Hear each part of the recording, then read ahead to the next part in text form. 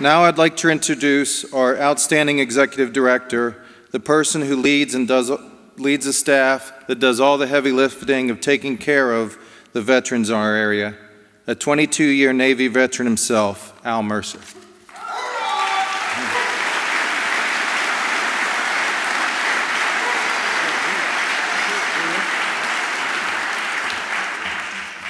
Hoorah.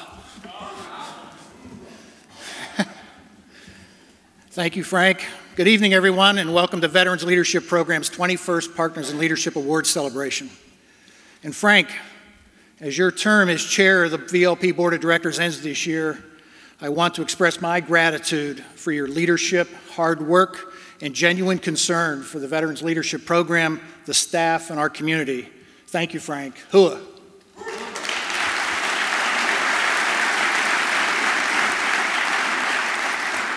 I would also like to thank the VLP Board of Directors and Advisory Committee for supporting our mission. Thank you.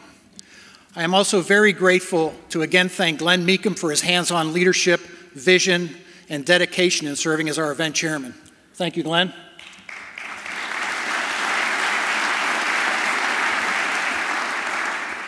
My deep commendation and gratitude go to K&L Gates for serving as our lead sponsor for the second year. Your philanthropy is inspiring and comes at a critically important time for our region's heroes. I also extend special recognition to Highmark Blue Cross Blue Shield, who has been a major sponsor of this event for 19 straight years. To K&L Gates and Highmark, your generosity has directly improved VLP's ability to provide life-changing and in some cases life-saving services to our clients. Thank you.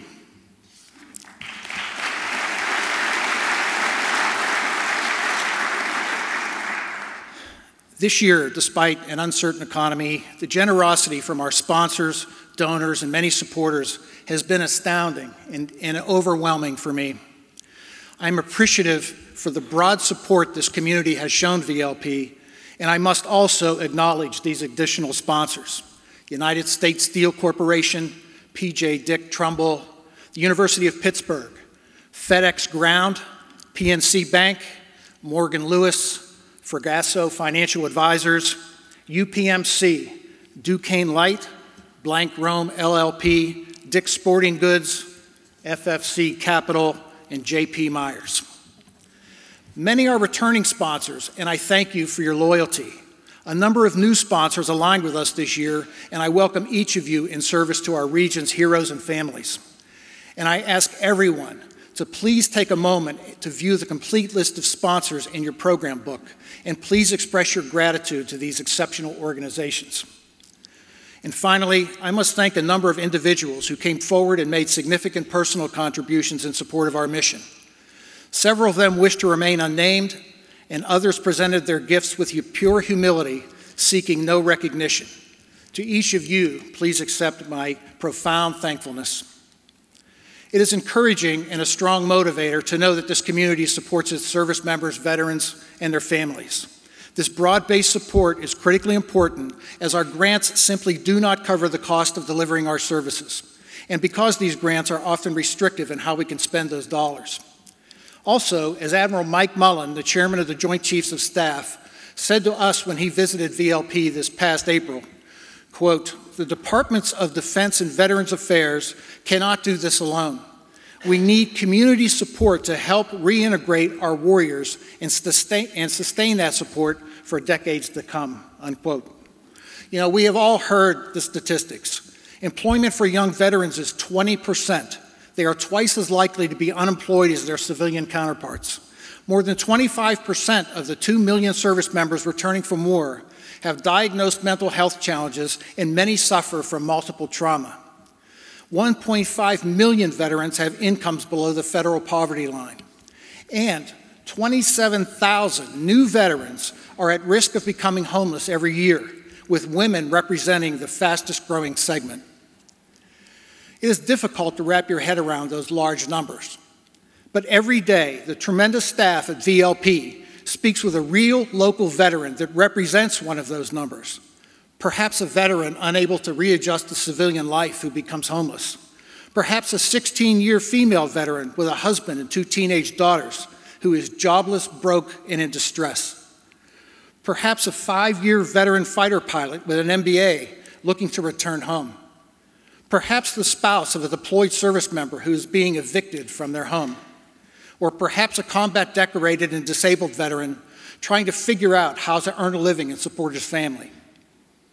At VLP and in Western Pennsylvania, we are facing formidable and long-term challenges. With over 300,000 veterans already living in our region, and with Western Pennsylvania having one of the largest concentrations of Iraq and Afghanistan veterans in the entire country, our community is going to be severely tested. To illustrate, let me provide just 2 examples. First, at VLP, we have seen a 38% increase in individuals this year compared to the same time last year. And second, just this past August, VLP led a community-wide effort to conduct our 3rd Stand Down. And Stand Down is an intensive day-long service fair where those in need are provided everything from food to haircuts to medical exams to legal assistance to enrollment into housing and employment programs and so much more. At Stand Down 2010, 48 service providers came together and assisted 556 individuals. That represents a 145% increase in the number of individuals served from just 2 years ago.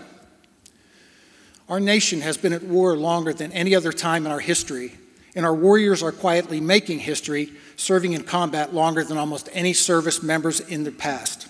This stark reality will require a prolonged, intensive community support approach to counterbalance and heal the ravages of war. Failing to do so will result in a shockwave of broken families and another generation of veterans entering a familiar downward spiral. Now is the time for action. And in keeping with the actions of the sponsors I've mentioned and the community and national impact of tonight's honorees, I reaffirm VLP's refusal to turn a blind eye and confirm our commitment to ensuring each individual who has worn the uniform receives the gratitude, care, and support that they need, deserve, and have earned. VLP will continue to employ a comprehensive approach to service delivery.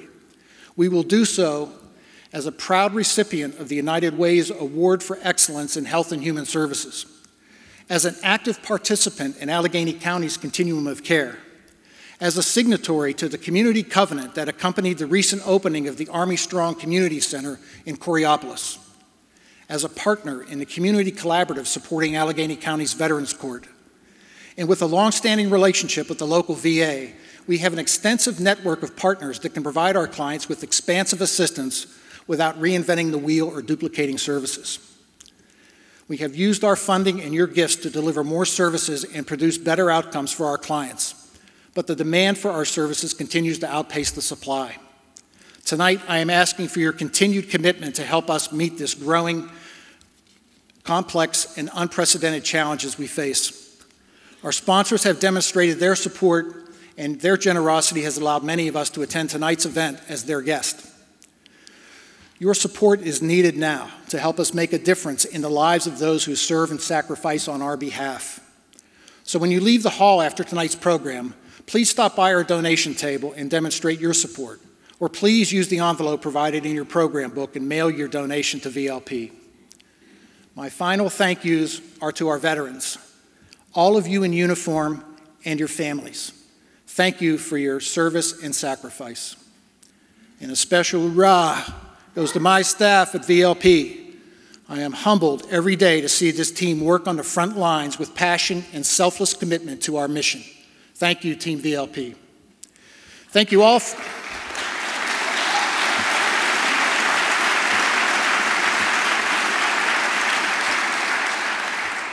Thank you all for coming and sharing in our 21st Partners in Leadership Awards celebration, and please enjoy the rest of the program. Thank you.